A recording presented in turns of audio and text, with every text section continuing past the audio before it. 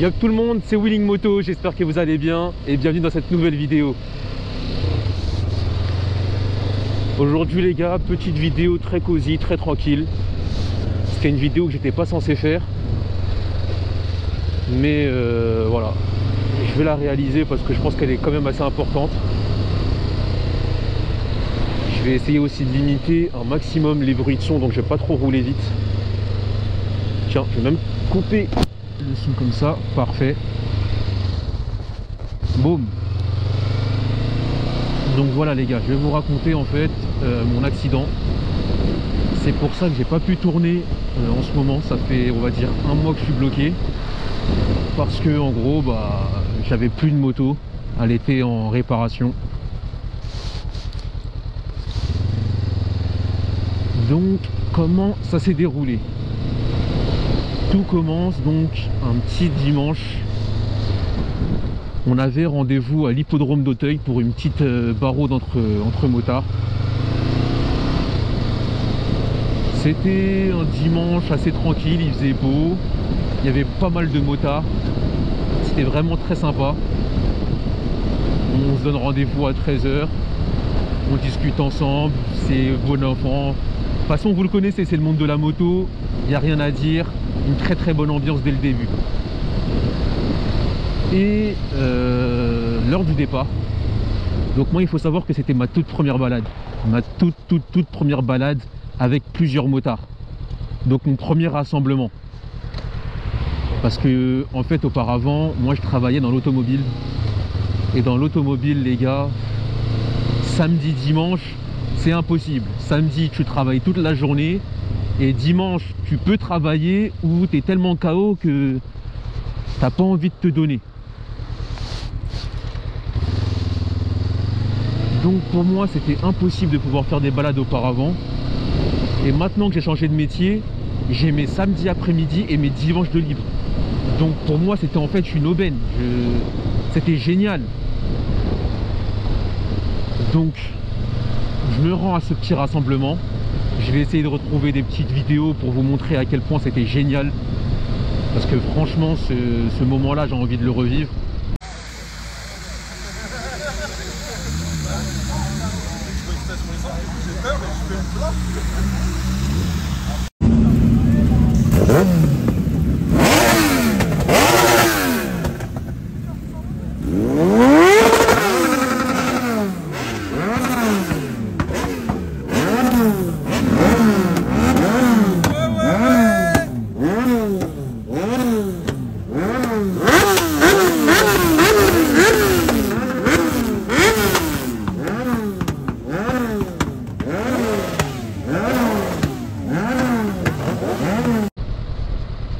Et étant donné que c'était mon tout premier assaut, j'étais surexcité de malade. Franchement, une excitation en fait qui était beaucoup trop grande. Et c'est ce qui a fait causer ma perte, on va dire, parce que j'ai pas été assez lucide dans des moments assez importants et j'ai merdé totalement. Donc je tiens à le dire aussi. Je le sais dès le début, ça sert à rien de venir m'assassiner en commentaire. Je suis fautif à 100%, oui je le sais, ne vous inquiétez pas. Ça m'a servi de leçon. Donc pas besoin de venir me harceler ou m'insulter dans les commentaires. Je le sais. Pour ceux qui l'ont déjà vu, il y avait aussi la vidéo de JC Prod que je vous mettrai aussi directement à l'écran, qui récapitule en gros ce qui s'est passé. Donc si vous voulez la guetter juste après, ou si vous l'avez déjà guettée, au moins je pourrais vous donner un peu plus de comment ça s'appelle, je pourrais un peu plus développer en gros l'événement, c'est ça que j'essaye de dire. Donc on se donne rendez-vous à 13 h, ça parle, tout est bon, départ 14 h à peu près. Moi je suis tout excité, je suis dans mon monde, je suis heureux, je suis entouré de motards, je kiffe ma vie à ce moment là. Et moi et mon petit 500 parce qu'il y avait des tueurs hein, au Rasso. T'avais de la S1000 RR, t'avais de la Panigale V4, t'avais bien évidemment de la... comment ça s'appelle, la MT-07, la R7, la R6, vraiment il y avait tout type de moto, c'était incroyable.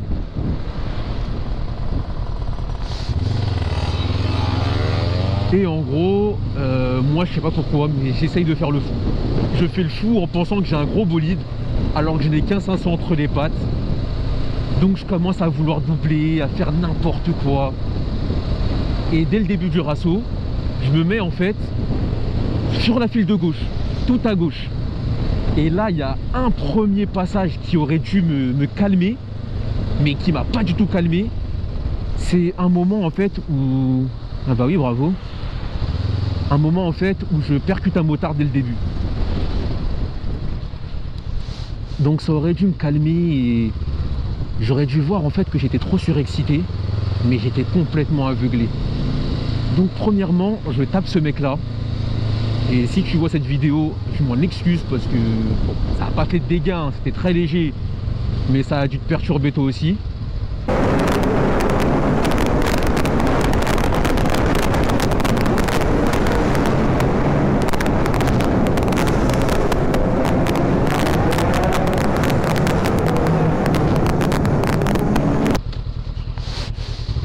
Et ensuite je repars. Donc ce mec là aussi je le double, je refais n'importe quoi.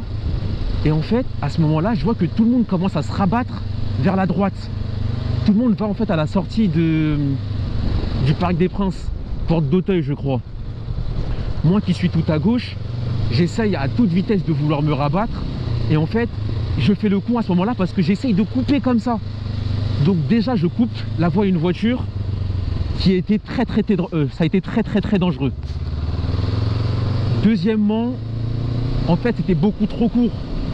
Et à ce moment-là, en fait, j'aurais dû avoir la lucidité de me dire Will, ça sert à rien.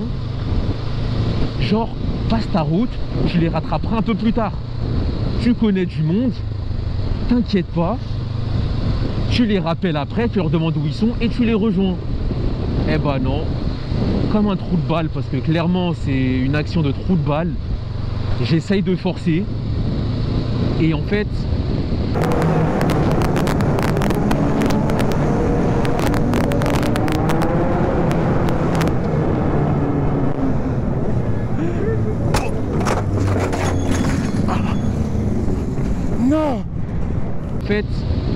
c'était beaucoup trop court. Je vois en fait le début de la sortie, le trottoir de la sortie, et je me la prends de plein fouet. Donc là j'avais deux cas de figure. Soit j'essaye de faire un évitement, sauf que j'avais des motos à gauche, j'avais des motos à droite, je sais pas si ça aurait pu passer. Ou deuxième choix, bah je pile comme un porc, mais il faut savoir que j'avais un passager. Ce qui est aussi tout autant dangereux parce que j'aurais pu mettre sa vie en danger. Et si tu me vois, grand merci à toi parce que tu m'en as pas voulu. Tu as su savoir que voilà, c'était pas notre première balade à deux, que d'habitude j'arrive à bien gérer les choses et que là bah, c'était une action de con mais qui allait me servir pour la suite. Donc merci à toi. Donc je ne pouvais pas piler parce que si je pilais, en fait j'avais peur que lui se retrouve à l'avant. En fait il se mette un coup en avant et que je le retrouve devant moi. Donc je tape en fait le trottoir de plein fouet comme un trou de balle. Encore une fois, désolé pour les gros mots, bon, on va pas pleurer, mais je le tape et en fait la moto elle fait un stoppie mais un stoppie de merde et après elle se couche sur la droite. Donc moi je tombe par terre. Mon passager a eu la présence d'esprit de... Je sais même pas comment il a fait, mais en gros il a poussé sur mon dos et en fait lui il n'est pas tombé. Lui en fait il s'est rattrapé directement et il n'est pas tombé. Donc franchement super réflexe de sa part. Moi par contre je me suis complètement vautré par terre. J'ai pas mangé énormément mais j'ai quand même goûté le sol. La moto a glissé sur quelques centimètres, quelques mètres sur le côté droit. Dans ma chute, je tape un motard très légèrement. En fait, je tape son cale-pied avec mon pied et je lui pète son cale-pied. Pour ceux qui ont vu la vidéo de JC Prod, le mec, il vient me voir directement en me disant « T'as cassé mon cale-pied, on va faire un constat !» Je lui en veux pas, hein. Mais bon, je viens de me manger. Je ne pense pas que ce soit la première réaction à avoir quand tu vois un motard par terre.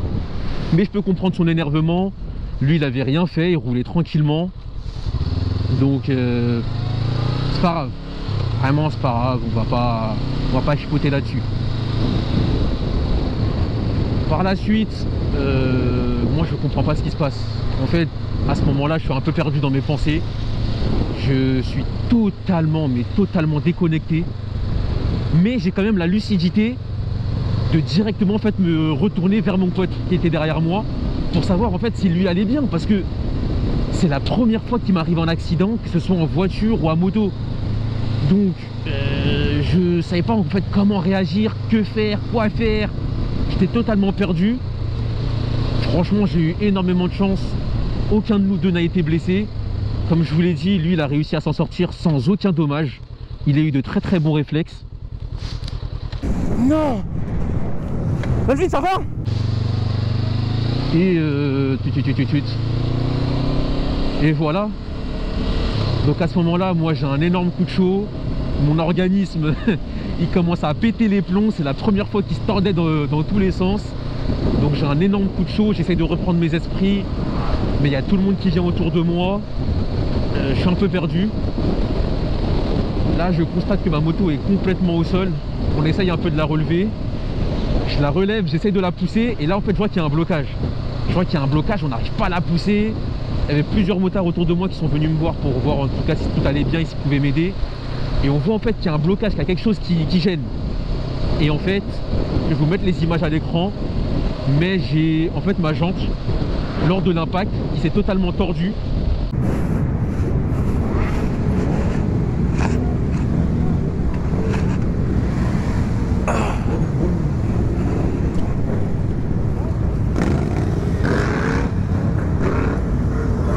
Ouais, moi ça va.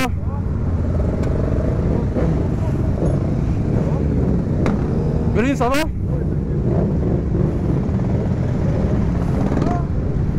T'es tombé? Comment? T'es tombé? Moi ça va, ouais. T'as mal où? Non, je suis pas mal, moi. Bon, y'a des balles ou pas? Merci.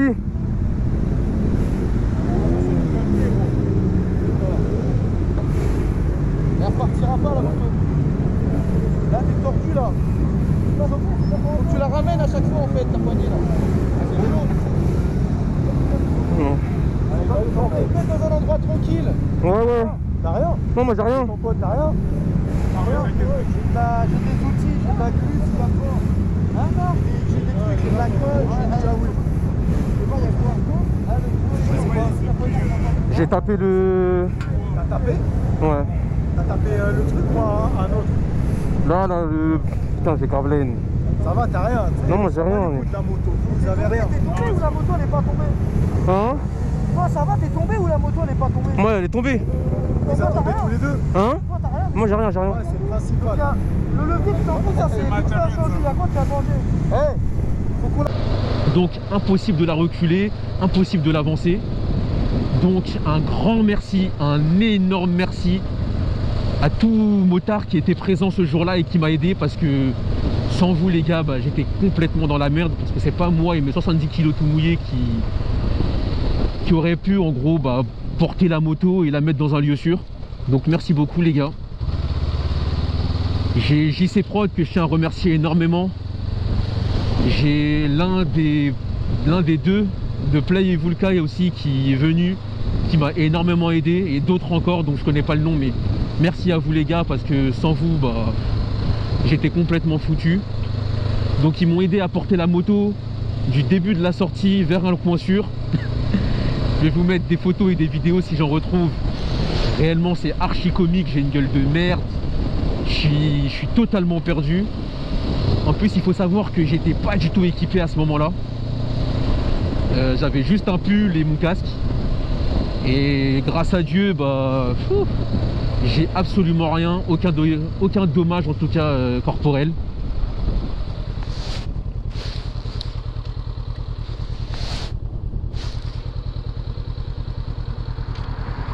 Par la suite, ce que j'ai fait, c'est que j'ai prévenu mon assurance, même si en soi je n'attendais pas à ce qu'ils me dédommagent, parce que je suis à 100% fautif. Encore une fois, je le répète, je le sais, j'ai merdé, mais voilà, je pense que les prévenir c'est la moindre des choses. au cas où j'ai un autre litige, au moins qu'ils puissent savoir que voilà, il y a déjà eu un dégât auparavant. Et en fait, impossible de les avoir. Franchement, impossible de les tenir au courant. Je sais pas du tout. Franchement, c'est pas une assurance, même si encore une fois, je n'entendais rien de leur part en soi. Mais le service client, je le trouve pas au top. Je le trouve pas au top. Je pense que je paye quand même une assurance. J'aurais à la rigueur pu au moins demander une dépanneuse, ce qui n'a pas été le cas. J'ai pas pu les appeler parce que ils ne sont disponibles que du lundi au vendredi de 9 h à 18 h. Ça veut dire si vous avez un accident le samedi ou le dimanche, c'est votre dos, c'est vous et votre merde. Bon, c'est pas grave. Donc grâce au conseil de JC, j'ai appelé TNS Dépannage pour ceux qui connaissent. Donc c'est la société de Tounsi Biker, un youtubeur. Et j'ai eu la chance en fait que ce soit lui qui vienne me chercher directement. Et réellement merci beaucoup à toi aussi Tounsi. T'es un mec en or. Franchement un mec pépite. Franchement un mec qui se prend pas la tête, il fait pas le malin. Franchement un gars en or, je le répète. Il m'a aidé pour le dépannage. Il m'a fait un prix aussi pour le dépannage. Je le remercie parce qu'en soi, il n'était pas obligé. Et on a longuement discuté ensemble. Il m'a donné des conseils pour YouTube, des conseils pour comment tenir ma caméra. Bonjour à toi, jeune mobilette. Donc ouais, franchement, il m'a raconté des histoires aussi avec le S1000 RR, avec le GS. Franchement, incroyable. Une super rencontre. Merci à toi, Tounsi. Je vais certainement faire une vidéo avec lui très prochainement. C'est un mec, il est super naturel et il m'a dit il n'y a pas de souci, quand tu veux on s'appelle, on fait une petite balade. Donc à voir. Donc ce que j'ai fait par la suite avec Tounsi, on a déposé ma moto donc directement devant mon concessionnaire, là où j'ai acheté ma moto. Et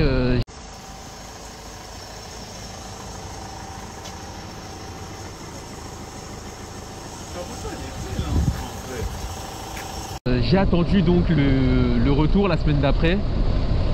Et quel fut mon malheur quand moi je pensais que j'allais en avoir pour 2-3 000 euros, quand on m'a annoncé le prix des réparations. Parce que je vais vous citer les pièces qui avaient à changer.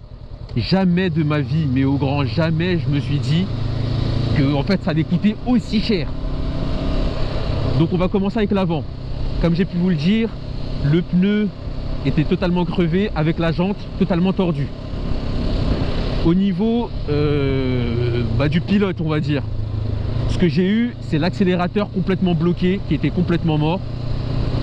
Qu'est-ce que tu fais? Bizarre. Donc ouais, accélérateur complètement mort, levier de frein complètement pété, il était complètement cassé. Je vous mettrai des photos en vidéo pour vous montrer à quel point c'était enculé quoi, hein, faut dire les termes. J'avais aussi le guidon qui était tordu, donc j'avais cette partie là qui se relevait parce que lors du choc en fait ça a tapé et ça s'est totalement relevé. Qu'est-ce que j'avais encore? Bon bah à ce niveau là ça allait, si clignotant avant qui était pas cassé mais qui était déboîté. Oula. Wait a minute.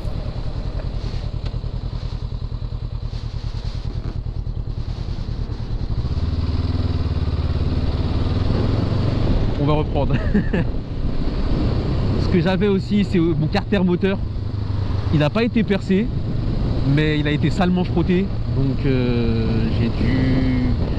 j'ai pas dû le réparer, ça va. J'ai pas eu besoin. Mais je vais vous le montrer lors d'une prochaine vidéo. J'ai dû mettre un cache pour, on va dire, camoufler la misère. Il était salement frotté. Derrière, support de plaque pété, avec clignotant pété à l'arrière. Ma plaque totalement tordue. Et des bouts de carénage un peu frottés, par-ci, par-là. Donc moi, je vois on va dire ce peu de choses. La moto, elle n'est pas RSV. Je me suis dit, bon... En plus on avait essayé avec JC de la redémarrer, tout allait bien. Et lorsque j'ai reçu le devis, les gars, j'ai reçu un devis, un premier devis à 8500 €. 8500 €. Sachant que la moto en elle-même, elle coûte 7400. Donc là, je commence pas à péter les plombs, mais à être complètement choqué en mode oh les gars, c'est quoi ce devis de fou là que vous me faites? Sérieusement, je peux pas payer ça. Donc je me suis arrangé avec mon concessionnaire. Au final, je m'en sors extrêmement bien. Parce que aussi j'avais la chance, j'avais la chance d'avoir quelques pièces déjà chez moi. Étant donné que j'avais déjà changé les clignots. Non, pas les clignots. J'avais changé les rétros, j'avais mis des rétros en bout de guidon. J'avais aussi changé le pot d'échappement. Ah bah oui, j'ai oublié de le dire. Là, ce bruit d'aspirateur de merde. Parce que aussi mon petit pot d'échappement était totalement... En fait, il n'était pas mort pour moi, hein. Il était juste frotté. Pour moi, il était parfaitement réutilisable. Mais ils me l'ont changé aussi. Donc j'ai ramené le pot d'échappement d'origine.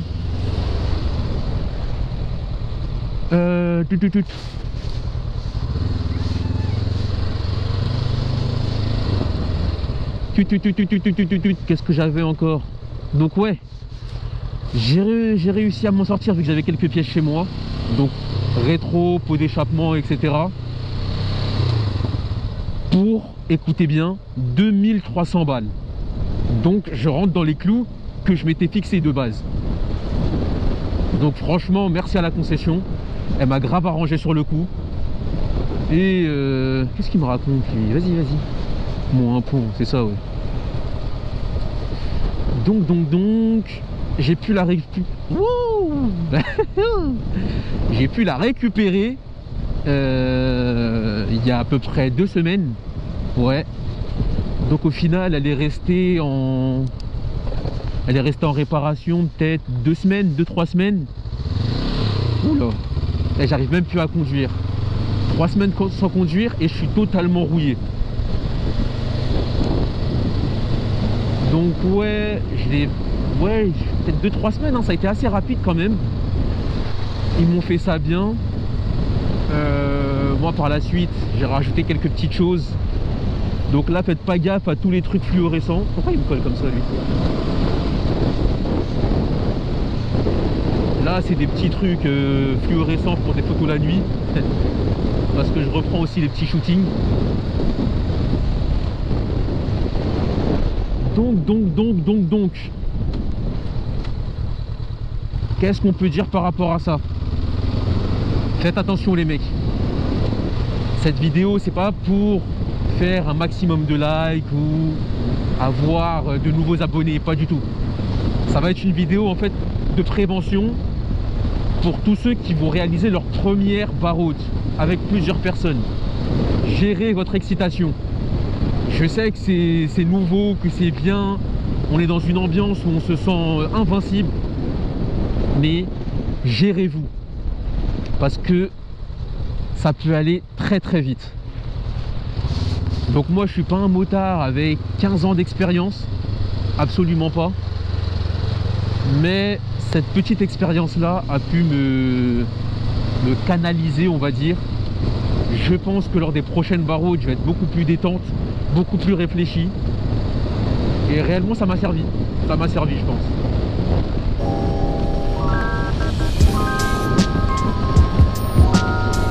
Bon les mecs, je vous dis à plus tard pour une future vidéo.